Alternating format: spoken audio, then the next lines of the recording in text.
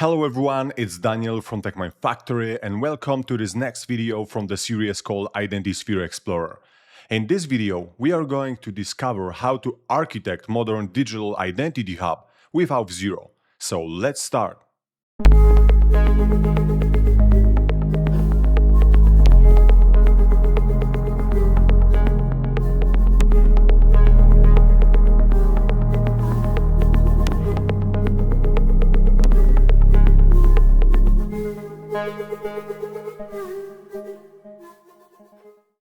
As always, let's start with a little bit of theory before diving into some technical details and overview. So let's start with Customer Identity and Access Management, or CIAM. So what is it? So CIAM is a set of technologies and processes used to manage the digital identities of customers, partners, and external users from the moment they register through authentication and authorization to privacy and consent management at large scale and with strong security. Unlike traditional IAM, which focuses on employees or workforce users, CIAM is designed for public-facing applications and external users. It prioritizes user experience, scalability, and regulatory compliance.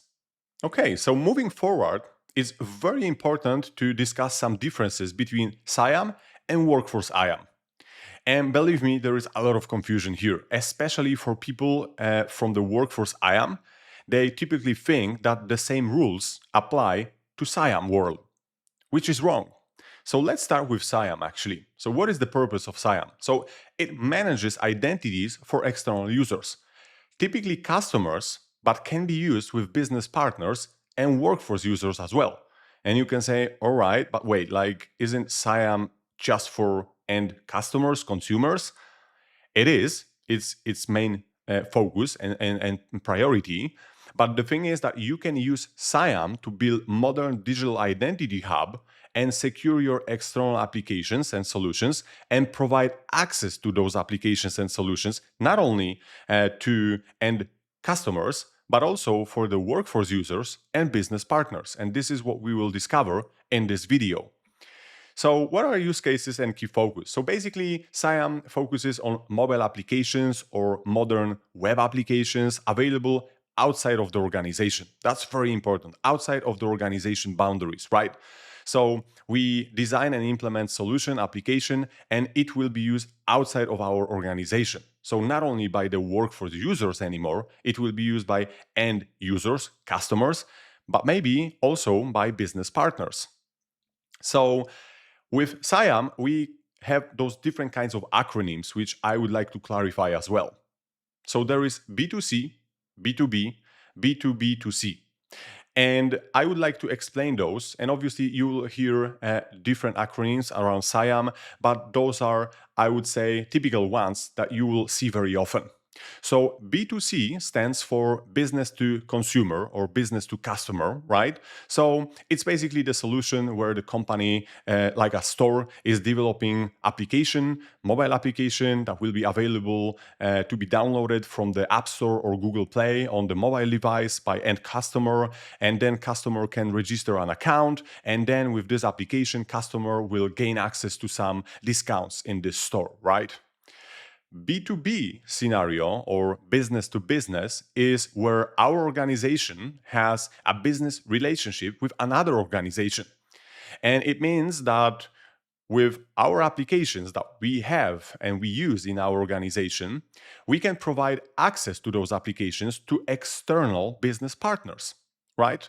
So in this case, we talk about B2B access because we are saying, all right, this application is used by our organization, but also we want to provide access to this application for external collaborators like partners.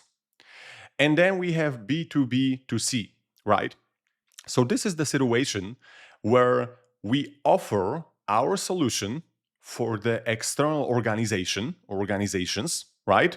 And those organizations can actually offer access to their customers, right? So this is a typical scenario where we have some piece of software or application and we give the full control over the management of the access for such application to our business partners. And then those business partners can make this application or solution available to end consumers. So that's very important, right? So in this case, B2C, B2B, and B2B2C access for customers and partner organizations users is actually under CIAM. So that's very important. On the other side, obviously, it's very important to remember that when we talk about external solutions, it's not anymore about workforce users, right? So the amount of users that will be using our application and will be, let's say, authenticating can increase dramatically, right? So in this case, there is a focus on scalability for large user bases, right? Because there can be a lot of users, a lot of customers, business partners from many different regions using our applications and solutions, and we have to be prepared for that. And CIAM, it focuses on this part as well. And obviously, when it comes to CIAM, we have this whole thing around consent and preference management, right? Because the thing is that we have to ask end users to consent. Like, hey, can we send you some marketing materials after you register in our application, right? Or do you agree that application will have access to your personal data, right? Those different kinds of situations. So in this case, in the application, we have to be prepared to manage those user consents and preferences, right? We have to store this information somewhere. And that's not only the thing, because in the future, from the regulatory perspective, we have to also provide users the possibility to update those preferences, right? Like under GDPR, we have the right to be forgotten, right? Like user can request actually to delete account from the system or to update some data in the system, right? So CIAM solution needs to be actually prepared for such scenarios. Okay, so on the other side, we have Workforce IAM or Workforce Identity and Access Management. So it manages and secures digital identities for an organization's internal users, primarily employees, contractors, and vendors. It also provides access to workstations owned by the organization. In CIAM world, we do not have such concept, right? Like we are not providing any devices to end users like customers. And what are some use cases and key focus for Workforce IAM? So basically, Workforce IAM is used to secure access to enterprise systems, right? To systems owned by our organization. It provides employee SSO to corporate apps, right? So if I'm authenticated in one application in my organization, I do not have to provide credentials anymore when accessing another application secure with my workforce identity solution. It provides role-based and least privileged access to users, so mainly for the employees. And also, it's very important from the compliance, auditing, and risk reduction perspective, right? We know that in the organization, we have to be really careful when it comes to compliance, when it comes to auditing. So Workforce IAM focuses on those things as well. All right. So now it's time to discuss supported identity types when it comes to CIAM, right? So now we understand some differences between CIAM and IAM. So now let's focus on CIAM and supported identity types. So modern CIAM platform, also called CIAM Hub, can control access to applications and services offered to end users, customers, right? But also partners and workforce users through federation capabilities. And that's very important because many people think that CIAM is only about the end users, customers, and it's only about simple registration form, login form, password reset form, and that's it. And it's not like this, believe me. Like CIAM can be used for different types of identities and to actually provide this access to external solutions and applications. So here is CIAM, right? So our customer identity and access management. And the thing is that, as we already discussed, there are B2C scenarios, right? We have our end users, our customers, and they can create their own accounts to access some of the applications, or we can create those accounts for them in CIAM. But the thing is that their accounts are stored purely in the CIAM solution, right? On the left side, we have B2B scenarios, right? So in this situation, we still can provide access to some of the applications secured by CIAM, but for the external business partners and collaborators. So it means that we can actually federate CIAM solution with existing identity provider owned by our partner organization, right?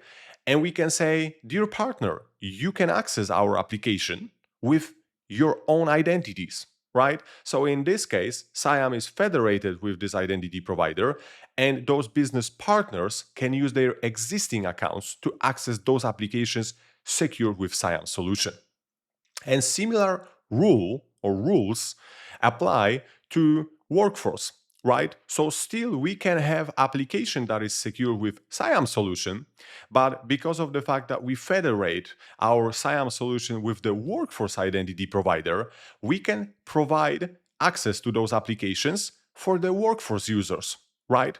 And the typical scenario is, and probably you saw it in some of the applications, where you can either sign in with username and password, but also below there is additional button like sign in with your corporate identity, right?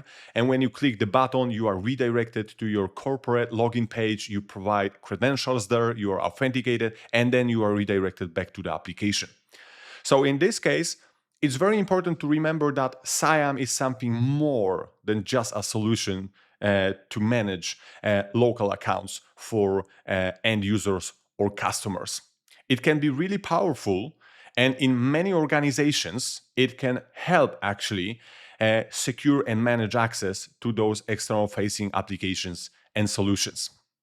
Okay, great. Now let's discuss unified access to external systems and applications further. Okay, so basically now we know that CIAM provides a unified platform for securing applications and services accessed by customers, so B2C scenarios, external partners, so B2B scenarios, and workforce users, so employees, right? And the thing is that CIAM solution supports federation and integration with external identity providers using modern protocols like OpenID Connect. But obviously, we can use older standards like SAML as well. Now, when we look at this diagram, we can see that there is an application, and obviously, in the center of this diagram, we can see that in the B2C model, this application can be accessed by end users, customers, right? But sometimes there is a need to provide access to application for different kinds of identities and users. So for instance, to provide access for business partners. So left side here, so B2B, right? And sometimes we want to provide access for workforce users as well.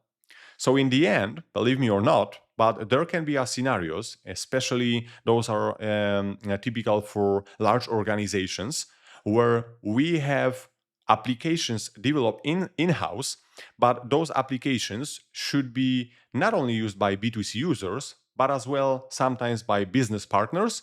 And sometimes we want to provide access for employees, so workforce users, right?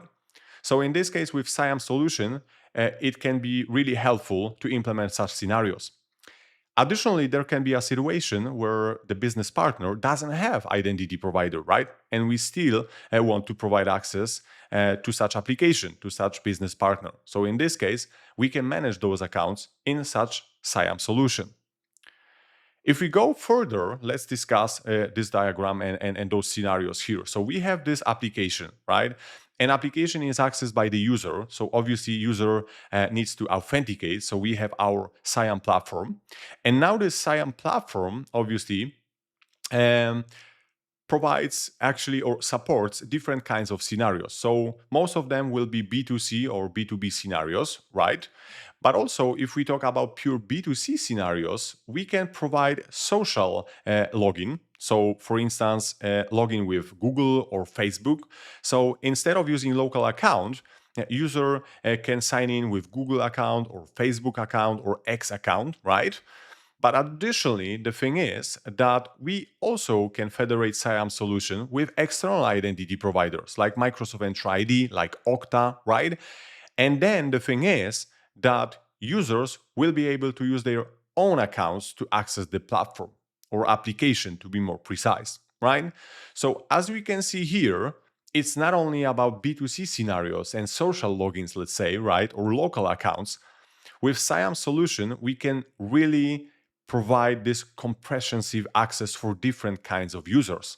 So our application is still secure with CIAM platform, but then we provide different kinds of authentication methods depending on the user type.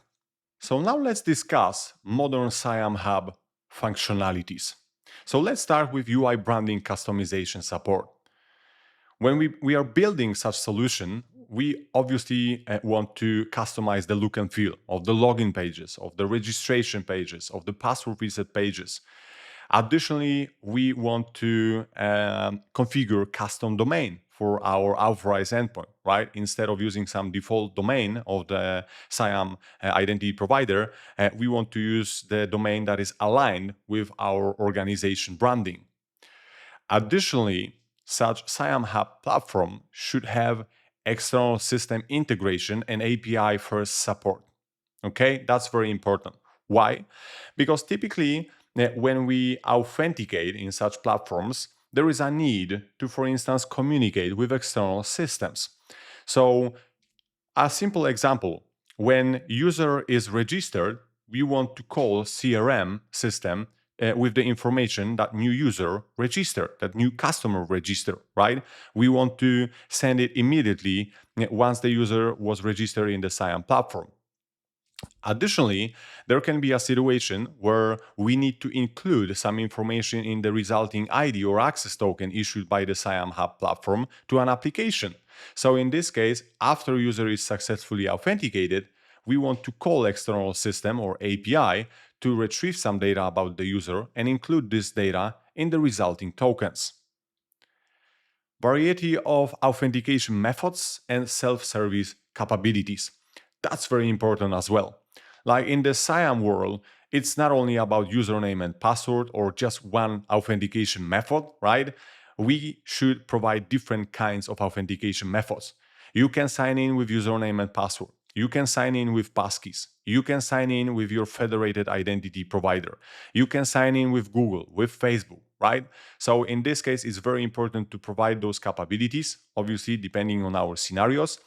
And additionally, self-service capabilities. So for instance, we don't want end users to call us, like support team, to change their passwords, right? We want to provide this self-service password reset flow, for instance, for them, so they can easily update their passwords in the system. Additionally, it's very important to have DevOps automation support for such CIAM Hub platform, right? So we all know, I believe, that automation is crucial today. So manual changes to different things is really error prone. So we want to avoid such situations where we configure everything manually, especially if we have different kinds of environments like dev test, staging, production, right? So it's better to have automation in place and DevOps processes. And this is very important from the mature CIAM Hub perspective as well.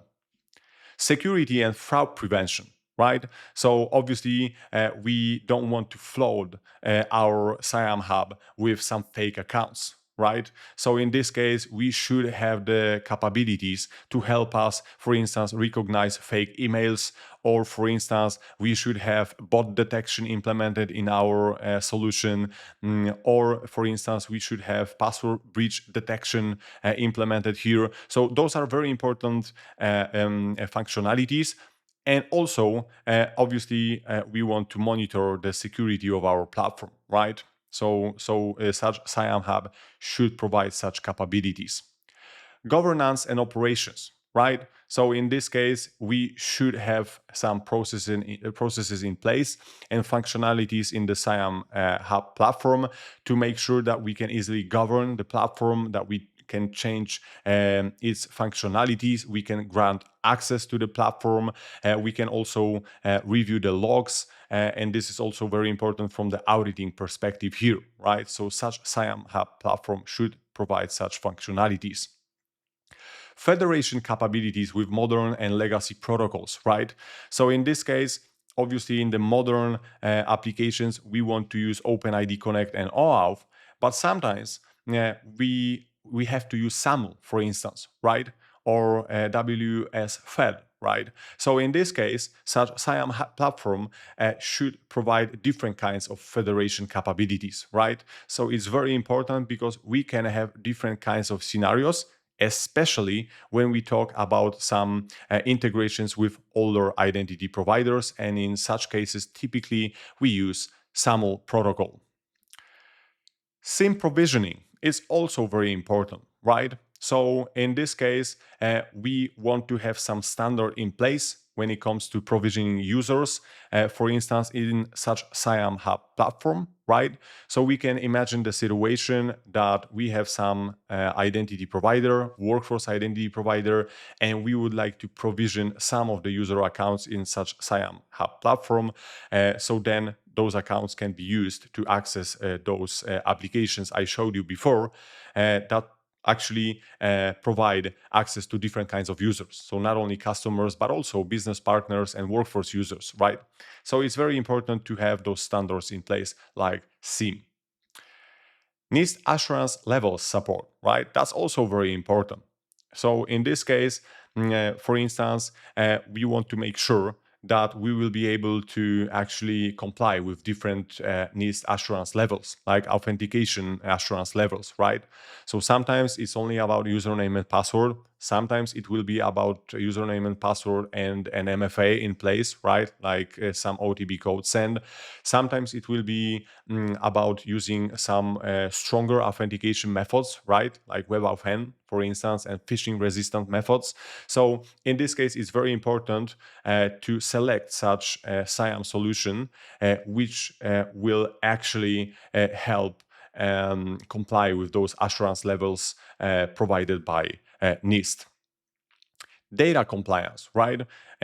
We typically think that it's only about the username and password when we talk about CIAM solutions. It's not, right?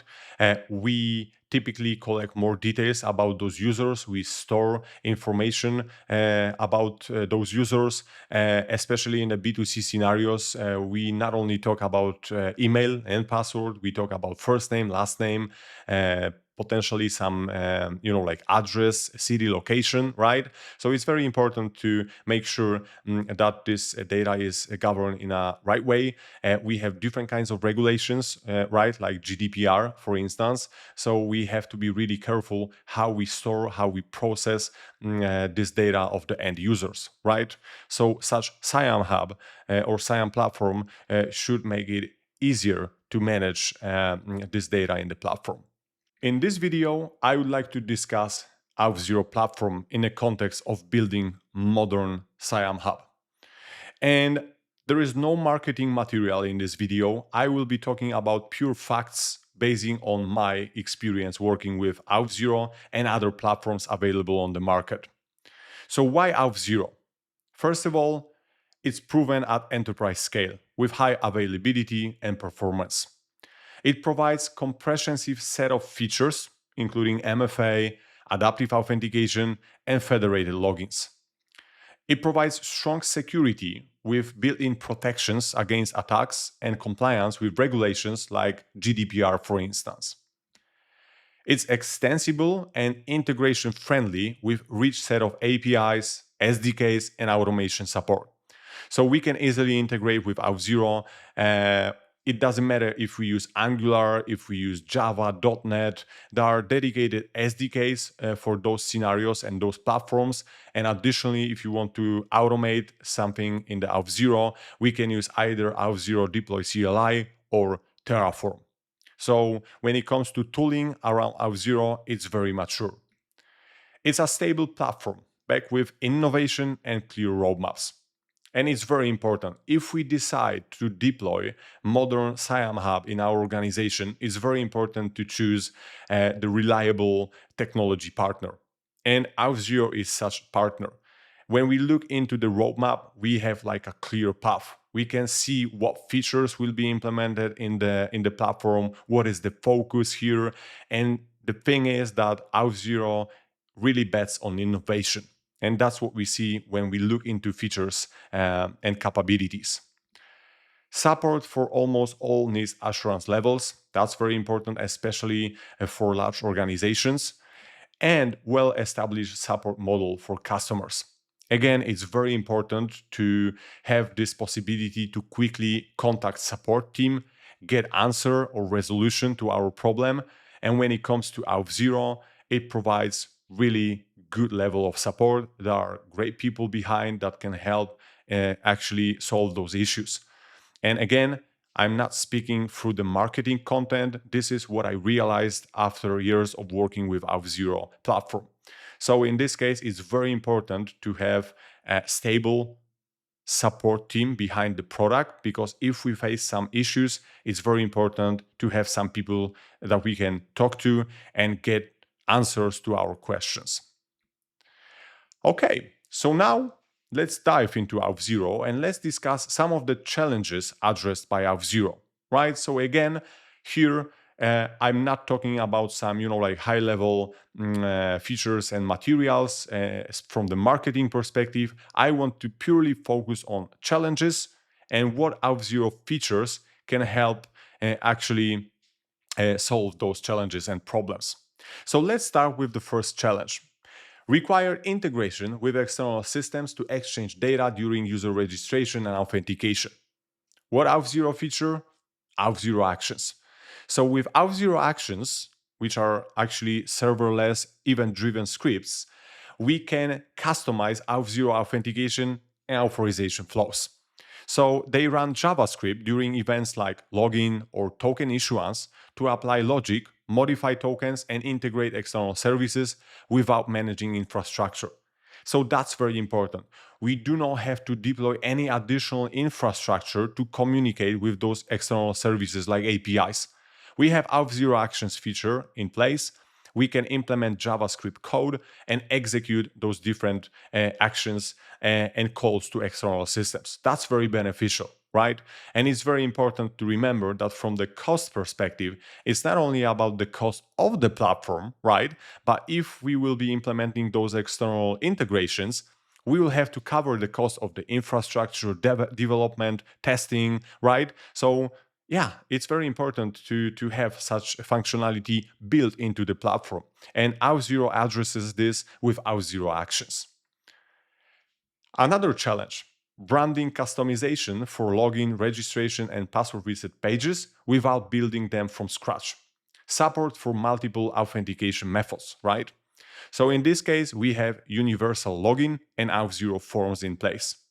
So Auth0 Universal Login is a hosted authentication experience that provides secure, customizable login and sign-up flows without requiring applications to manage the UI. It's very important, right? So UI is hosted on Auth0 side. And with Auth0 Forms, basically Auth0 Forms enable more granular customization of authentication forms while leveraging Auth0 identity and security platform. So it means that we can extend those authentication flows. Let me put a simple example. So let's say that we would like to implement progressive profiling. So we are displaying registration page where user is providing username and password, let's say. But after that, we would like to ask about more details. Like, hey, where are you from? Or what is your favorite color? Or whatever it is, right? So we would like to implement additional form with those questions to the users. So obviously we could implement them in our application, but to avoid this, we can leverage Auth0 Forms. So actually, we can implement those pages on the Auth0 side, and Auth0 will host those forms, and we can extend this default registration journey. It's very powerful. Another challenge, possibility to use own encryption keys for signing tokens and encrypting sensitive data stored in the platform. So Auth0 provides the feature called Bring Your Own Key. So with Auth0, Bring Your Own Key, we can actually supply and manage our own encryption keys instead of relying on Auth0 managed keys. It's very powerful. So this provides greater control over data security, key rotation, and compliance requirements by ensuring the organization retains ownership and governance of cryptographic keys used to protect sensitive data. And when it comes to bring your own key functionality, I would say that it's very hard to find many other platforms on the market that actually provide such a functionality. All right. Additional challenge: manual error-prone process of creating, updating, and deactivating user accounts across identity providers. Auth0 inbound scheme.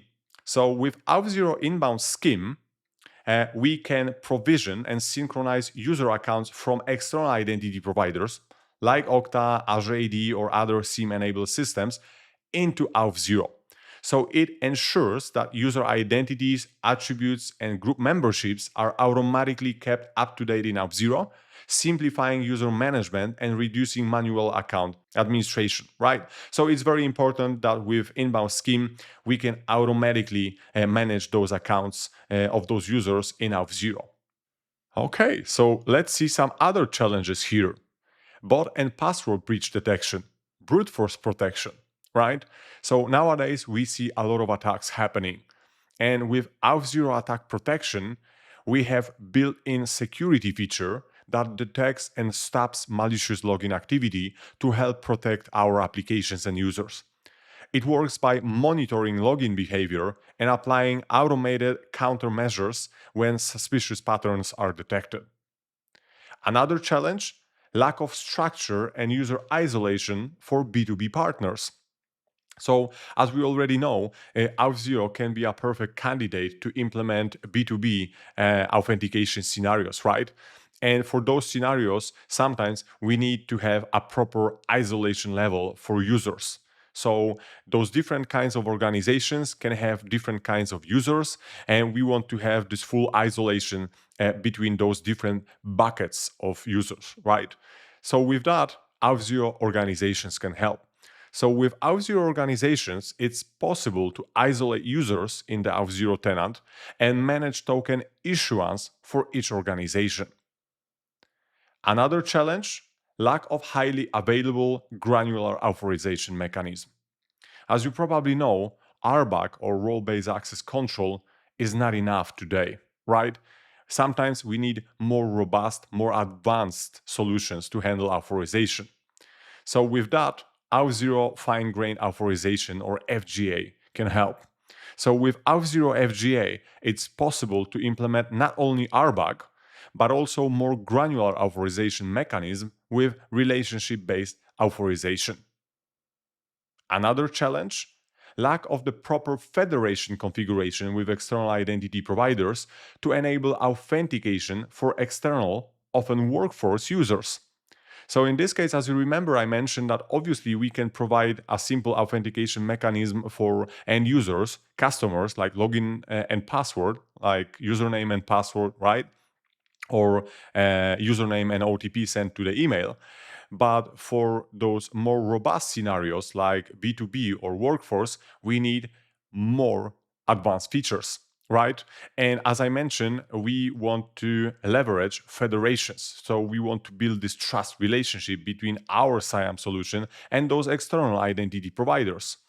So here, with Auth0 Enterprise Connections, it's way easier to handle all of those federations and integrations. So with Auth0 Enterprise Connections, it is possible to configure federation between Auth0 and other identity providers like Microsoft Entra ID, like Okta, so users can access applications using their existing credentials. Another challenge: secure sensitive data operations and services in a highly regulated industries like finance or healthcare, right? So in this specific scenario, Auth0 highly regulated identity suite can help.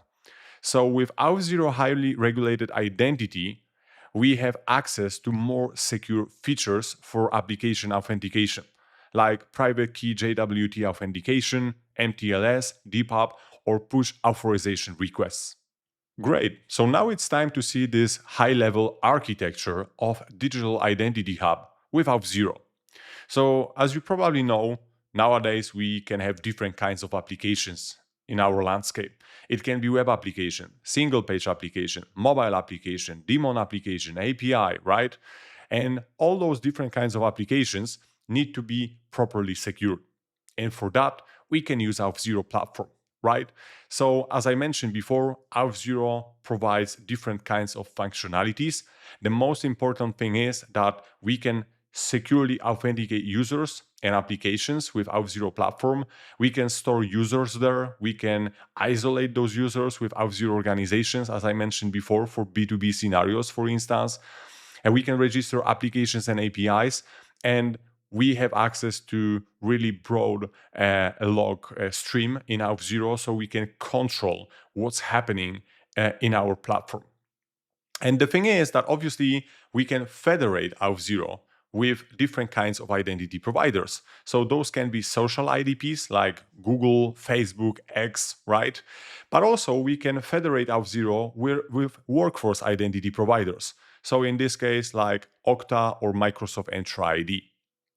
And the thing is that in the end, obviously, we can authenticate users, but also authenticate applications. So if we talk about client credentials flow, for instance, where there is no user context, right? Still, daemon application may need some data from the API. So for such scenario, we can also request an access token to call protected resource, which is the API, obviously. And additionally, there can be a need to implement granular authorization, right? Especially nowadays where we have more and more requirements and RBAC is not enough, we need more flexible, more robust solutions. And I'm not sure if you heard about OpenID Auth0 specification. If not, it's worth checking. I have dedicated video about it on my channel. And this is basically the standard how authorization should be implemented in solutions and applications. So I highly recommend checking this. And obviously, for the granular authorization, we can utilize Auth0 FGA, which is compliant with OIDC Auth0. And with Auth0 FGA, we can implement granular authorization. We can shape our authorization model. We can store information about different relations between objects. We can store roles for RBAC, right? So in the end, all those applications or APIs can actually call Auth0 FGA and authorize users. So that's very important. So in the end, we have this holistic platform, which I call Digital Identity Hub, leveraging Auth0 to secure all of our applications. And as we can see in this diagram, it's not only about Auth0 when it comes to user authentication, because we can still connect, federate Auth0 with those external identity providers, right? And we have all the features in place in the platform to make sure that our applications are secured properly. Okay, so now it's time for some practical overview. So let's jump into Auth0 dashboard. Okay, so here is Auth0 dashboard. So let's explain and discuss some of the functionalities I've mentioned in the presentation. So on the left side, we have this management tab where we can access different features in Auth0, right? So under applications, we can see that we can access applications section. This is where we can register new applications that will be secured with Auth0. Under APIs, we can register APIs, so protected resources with Auth0. And additionally, we can configure SSO integrations here. But the thing is that under Applications tab, we have access to all the applications and APIs secured with Auth0 tenant, right? Additionally, if I expand authentication, we can see that here is database, social, enterprise, passwordless, and authentication profile. Okay, so let me explain some of those features here. So let's start with authentication profile actually. So when I open authentication profile, I can decide what will be the user experience for users when authenticating using Auth0.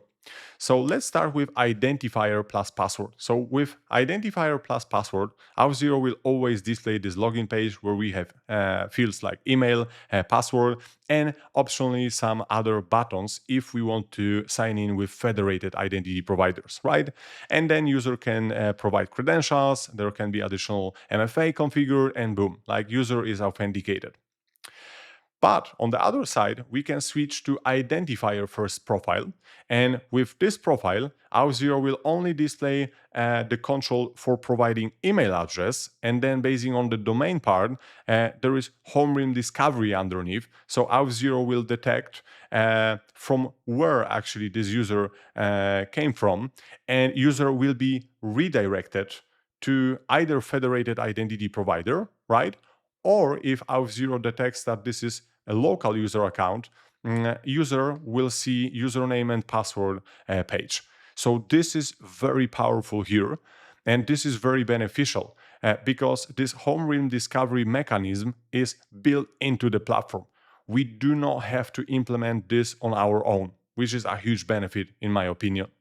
So in this case, as we can see, I'm either redirected to federated identity provider where I can complete authentication process, or I can use my local account in Auth0, and then additionally I can use MFA, and then I'm successfully authenticated.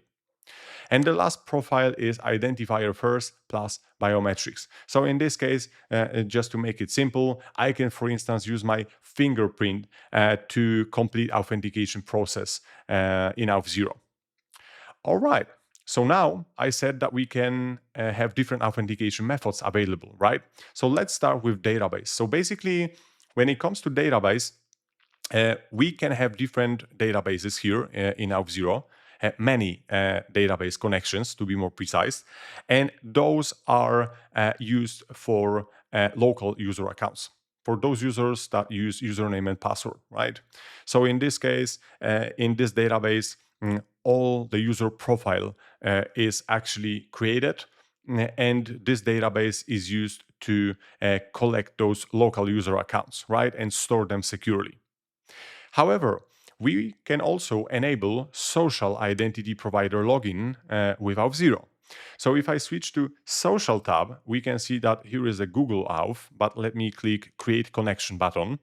And we can see that we have access to different kinds of social identity providers. We can configure Facebook, we can configure Apple, we can configure Microsoft, right? GitHub, LinkedIn, Bitbucket, Twitter, or X, right?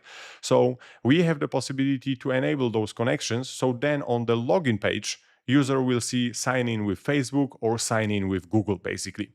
So that's again a big benefit here when it comes to Auth0. Additionally, as you remember, in my presentation, I mentioned that there can be a need to implement B2B scenarios and also enable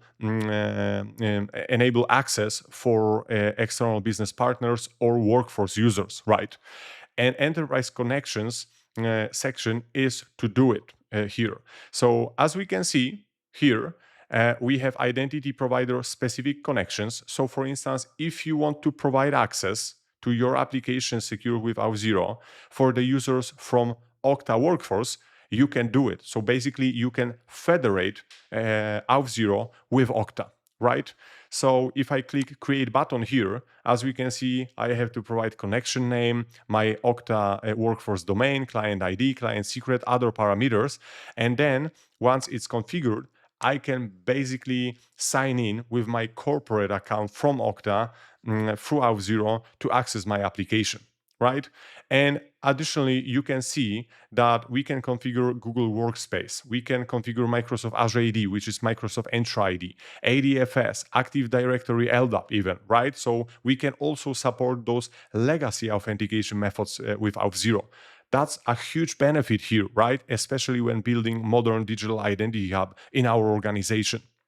And additionally, it's very important to mention that we have custom connections. So basically, we can federate Auth0 with any other external identity provider that supports either SAML or OpenID Connect standard, right? So this is very, very powerful.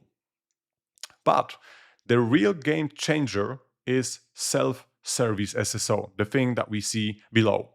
So with self-service SSO, we can allow our customers to independently set up single sign-on and sign into our applications. So let me put a simple example here. Like typically when we want to federate two identity providers like Auth0 with Okta or Microsoft Entra ID, we need to work with administrator on the partner side, let's say, right? So let's assume that we would like to enable authentication for our partner, right? And our partner has already Okta or Microsoft Entra ID. So in this case, as you probably know, we have to either organize some call or exchange some emails. So let's say that we want to use OpenID Connect for such federation. So we have to pass client ID, client secret, right? All those different kinds of things, redirect URLs. And this is basically a challenging thing. I mean, very often it's hard to do it properly. It's very error prone, right? Like exchanging information over the email is not secure, right? So the better option is to give a possibility to the partner administrator to configure this and just let us know like, hey, it works, right? And this is basically this game changer with self-service SSO in Auth0. So if I click this self-service SSO in Auth0, I can configure, create a SSO profile here. So if I click create profile, you can see that I have to provide the name of the profile. Description is also nice to have, right? And user attribute profile here, right? So this defines how user fields are mapped from the upstream identity provider to Auth0, right? To make it simple, let me create this profile just for now, just for this demo. And here, as we can see, under the settings, I can say that, hey, this SSO profile supports these identity providers, Okta, ADFS, Entra, right? Google Workspace, for instance, right? So with this profile here, I can enable my partner the possibility to configure this federation on the partner's own, basically, right? So in this case, I don't have to chase administrator on the other side, like, hey, provide me client ID, provide me the client secret. Hey, the redirect URI is wrong, and so on and so forth. We can just provide such a self-service SSO page, which we will see in a minute. So once I declare which identity providers can be used, so let's say that we want to only support Okta and Entra ID. We can also brand this page, which is great, basically. So we can provide our organization logo, like primary color, right? Like introduction message template, like, hey, I'm providing you self-service SSO configuration. Once it's complete, just let me know, whatever it is, right? And once we have this, we can save changes here, right? And as we can see, here is the button called Generate Ticket.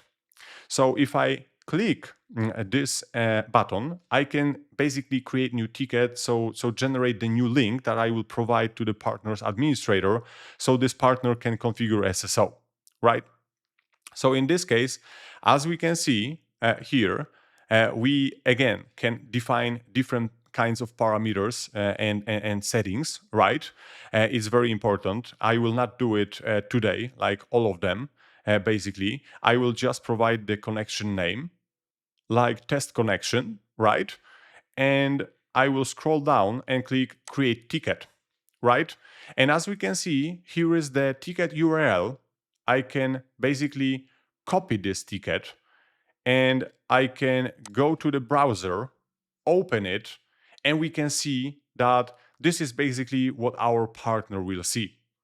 Like, hey, you can set up SSO with TechMine Factory, right? If we click Get Started, we can see that those two connections are available. So we can federate with Okta, we can federate with Entra. If we select Okta, for instance, and we click Next button, here is the whole explanation for our partner. Like, hey, create application in Okta, right? Copy those parameters, copy the callback URL, and so on and so forth, right? So it's way easier to configure this federation instead of writing some emails, jumping on the calls, right? It's very, very beneficial. And that's a game changer when it comes to Auth0 and how Auth0 handles such scenarios.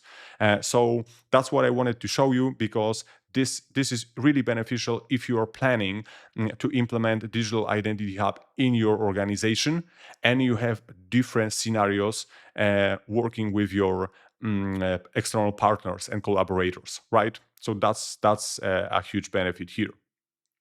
Okay, perfect. So now let's get back here. Let me close this, right? And additionally, let me switch to organizations feature here. So as I mentioned, there can be a situation where we work with different kinds of partners, right? So in this case, for those partners, there can be a need to isolate users, isolate access to specific applications, and also generate machine-to-machine credentials only for those partners, right? So in this case, Auth0 organizations can help with that. So let me show you this actually.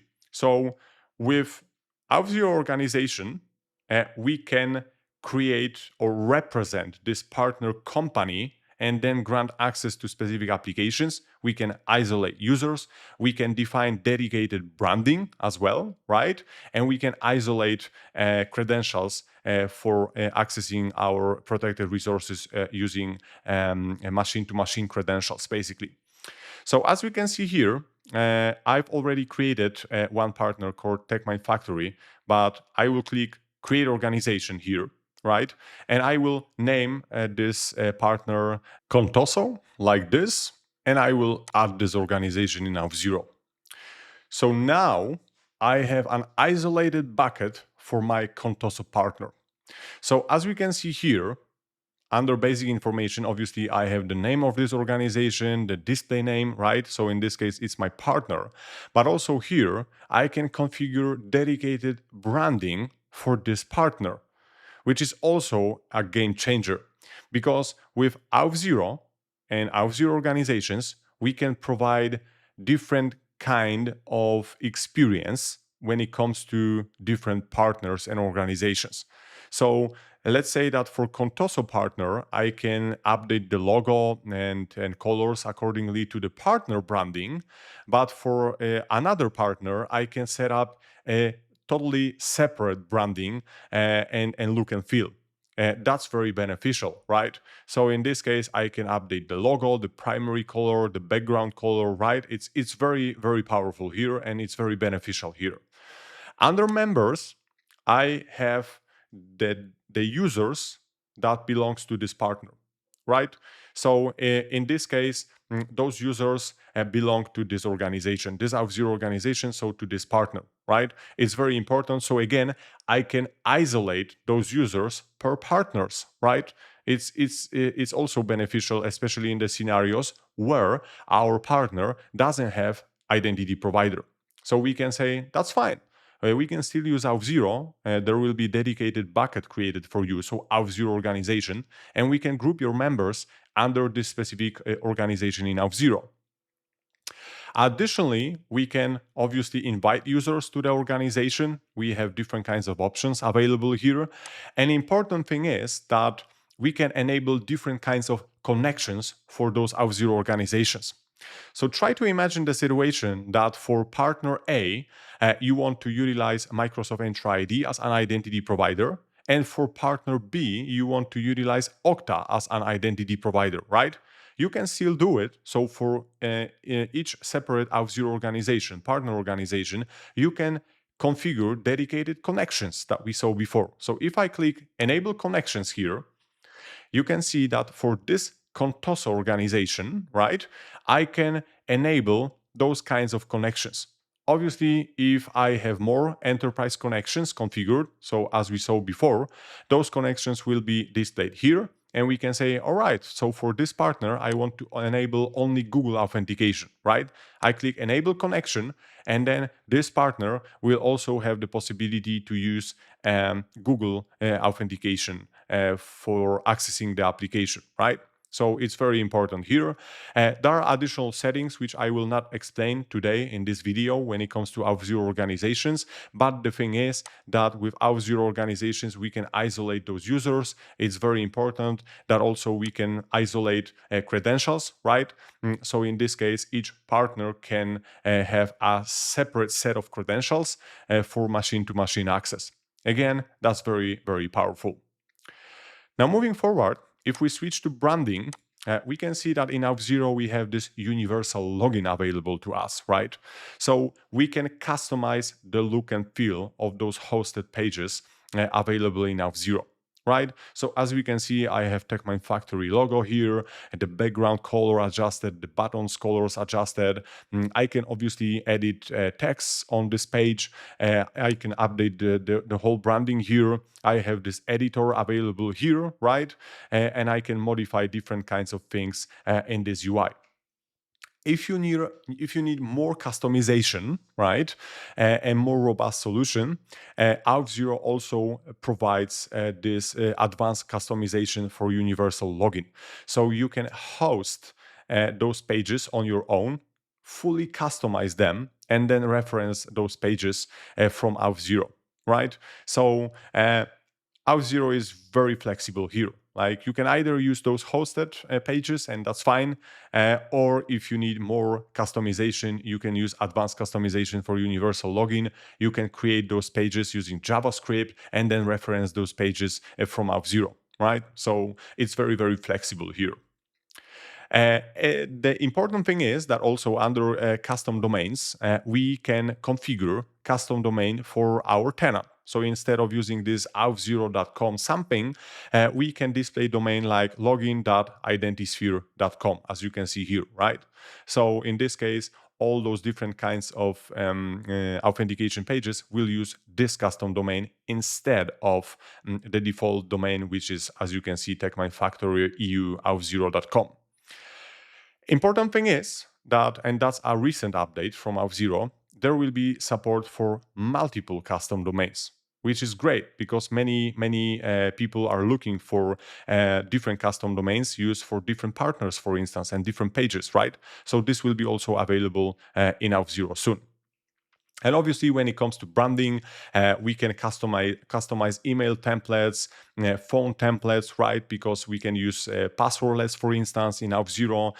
So we can send text messages to the users with OTPs. We can send emails to the users. So we have the flexibility here, and we can integrate Auth0 with different kinds of providers like Mailgun, like Twilio, for instance, right? Like SendGrid.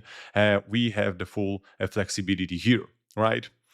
And additionally, under security, we can see that there is this attack protection section, which I mentioned before. So we can configure bot detection, suspicious IP throttling, brute force protection, breach password detection. All those different kinds of things can be enabled and configured here in Auth0. And this is very, very powerful. So obviously, I will not dive into the details in this video, but it's worth knowing that we have those things available here in Auth0. As you remember, I also mentioned those extensions, right? So we can execute some code during authentication or during user registration, right? So in this case, let me show you here a simple Auth0 action. So in this case, as we can see, what I can do, I can add custom claim to the ID token here, right? So we can configure Auth0 actions, as I mentioned before in my presentation, and we don't need to host this code anywhere else rather than Auth0, right? So in this case, it's fully hosted experience. So this function here, this Auth0 action, to be more precise, can be defined here. The source code can be stored here and saved, and this Auth0 action can be deployed and then triggered during different stages of authentication journey. So for instance, if I click post login trigger here, as you can see here, I can trigger this Auth0 action. So add custom claims to ID token, right? So I can add different actions in this pipeline here. So once the user is authenticated, execute all those actions and then issue the token to the application. And if I get back to triggers, we can see that there are different kinds of triggers. So we can trigger Auth0 actions before the user is registered, after user is registered, during the authentication process, right? When user resets password, right? Or when user completed a password reset process, or when we exchange credentials for the access token in the machine-to-machine scenarios, like using client credentials flow, right? So it's really powerful here when it comes to Auth0. And the big benefit of using Auth0 actions is that we don't have to create any additional infrastructure. We don't have to host this code outside of Auth0. So yeah, I mean, it's very helpful here. Additionally, as you remember, I mentioned that we can customize authentication or registration journeys with additional pages. So here, if I click Auth0 Forms, I'm redirected to a separate tab, and this is basically the designer which I can use to create forms. So let me open Terms of Use Acceptance form. So as I mentioned before, there can be a need where we want to add additional pages to the authentication journey, right, in Auth0. So obviously, we can just display registration page with email, password, and just a couple of fields. But sometimes we want to display more pages, like new policies update, right? Like, hey, dear user, like we change our policy. Please accept. Please continue. Please click continue button to finish the process, right? Or sometimes we want to implement progressive profiling, right?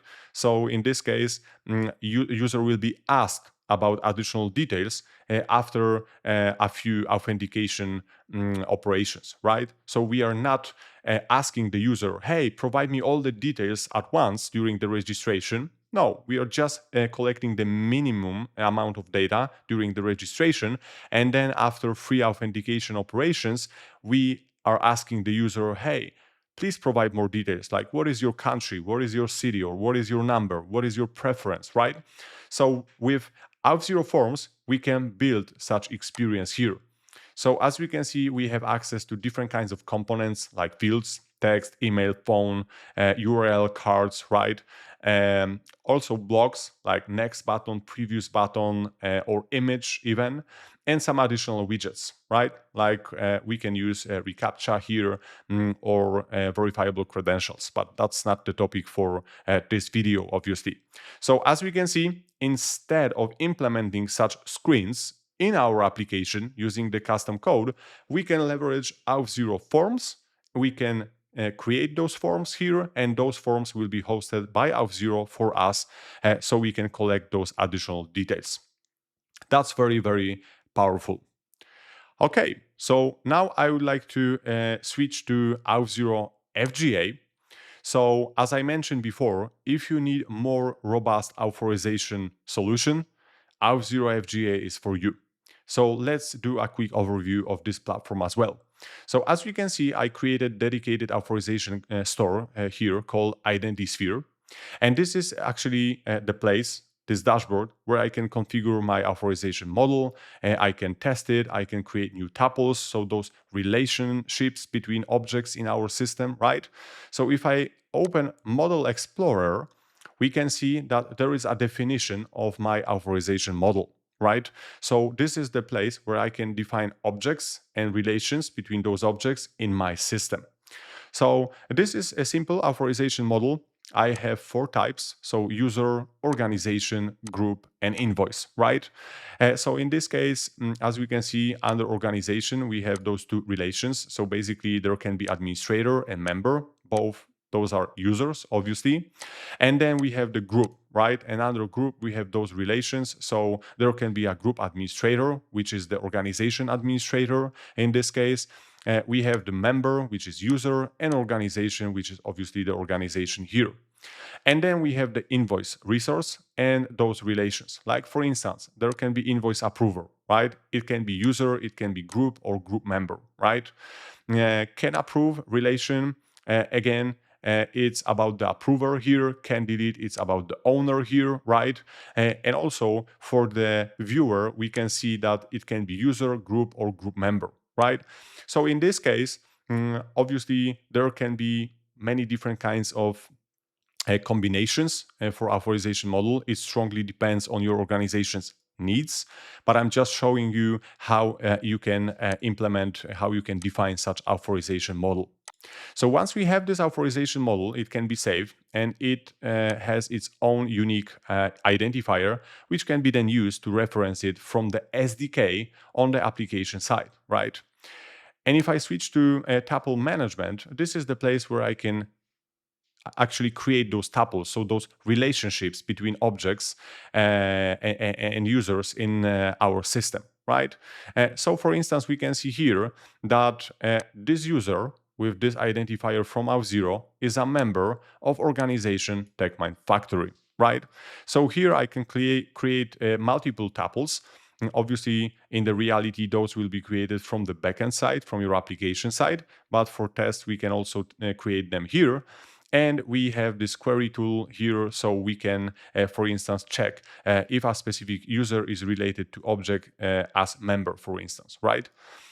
So here, what I can do, I can copy this and I can say, is user Auth0 and this identifier related to invoice with this number, right? So I'm clicking run query here, and we can see that yes, this user, let me show you this really quickly, is a viewer of this invoice. Why? Because we created tuple for that, right? So basically, if we check this user's identifier here, we can see that we have this user defined here, right? And then if we check the invoice here, so let me copy its identifier here, we can see here that we have this specific invoice, right? We can see that because of the fact that this user is a member of this specific group. So as you can see here, we have another tuple. So this user is a member of this group, right? And because of the fact that this group has a viewer relation to this invoice, it means that this user also has a viewer permission on this invoice. And I know that it looks complicated and authorization is complicated, but believe me, Auth0 FGA makes it way easier when it comes to implementation and management. All right, great. So under developer mode, we can also test our tuples and our authorization model. So it's very powerful. And as I mentioned, Auth0 provides dedicated SDKs, so we can use them in our applications to integrate with fine-grained authorization. Perfect. So last thing, let's switch to Visual Studio Code to discuss a little bit of automation possibilities for Auth0 and also Auth0 FGA. Okay, so as I've mentioned during the presentation, there are different ways to automate things in Auth0. We can either use Auth0 Management API, or we can use Auth0 Deploy CLI, or we can use Terraform. I strongly recommend using Terraform because Terraform has great support for Auth0, basically, and it's broadly used in enterprise environments. If you would like to learn more about automating things in Auth0 using Terraform and GitHub Actions, I strongly recommend checking my latest series available on Auth0 blog. All right, so as we can see, here is Visual Studio and I have two folders, Auth0 and Auth0 FGA. Let's start with Auth0. So here under Auth0 config, we have Terraform code, right? So under modules, I can create and define different modules for different resources. So for single page applications creation, for resource servers creation, for machine-to-machine applications creation, right? For username and password connections, right? And in the end, I can reference those modules or resources in the main TF file, and I can deploy those resources to Auth0.